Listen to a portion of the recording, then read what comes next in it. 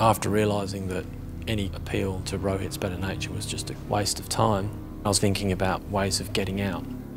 They said that they'd take the chains off if I proved that I could behave myself. And so after a couple of days, they allowed me to just have the one chain on my ankle.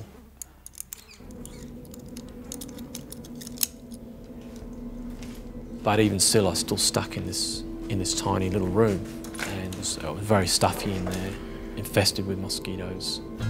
One of the things I wanted to do was get a bit more free rein and get out into the larger room. So I started acting up. To begin with, I was just saying, look, I can't stay here. And then what I decided to do was I started to pretend to be getting a bit crazy, acting as crazy as I could. Thank you very, very much. Thank you so much for this damn food.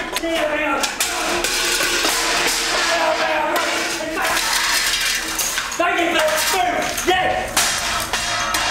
I need a bigger room. I need a bigger room. Say. Okay. Get up. Yeah. Okay. Come on. Okay. Yeah. Okay. Yeah. Really good. And eventually they agreed that I could sleep in that outside room. I've been in that small room for about a week. When I was in the larger room, that was when my determination really set in. My mind was racing, trying to figure out any possible way of getting out.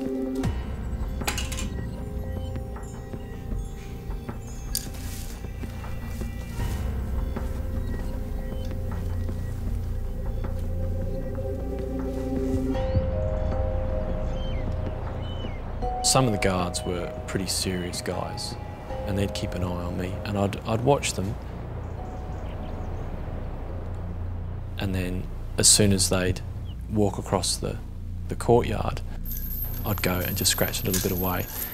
And I had about 8 to 12 seconds to do that.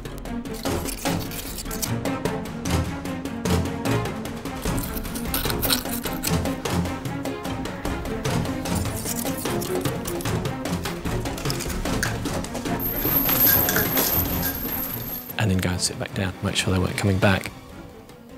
It took me about a week of constantly doing this, sneaking over, scraping a little bit out. So that whole section of the wall was weakened to the point where there'd be enough to, when you're ready, pull the bricks out, rip a few more out, and then squeeze through.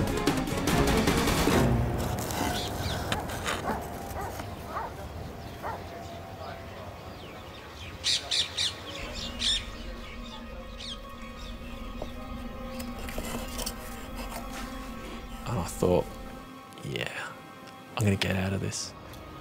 Mate, do you have any paracetamol? Paracetamol? I have a headache, painkillers or something. There's some in my bag. I'd hidden this little mini hacksaw blade in my medical kit. So I knew that, I could cut the chain.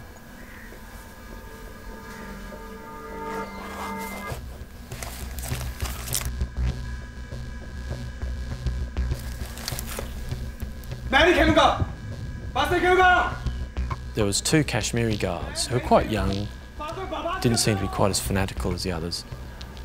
After a while, he became quite relaxed with me. He'd leave the room and get on the roof and fly his kite. And when he was doing that, that was when I thought, right, I'm going to start cutting my chain. And when I did that, my heart just raced.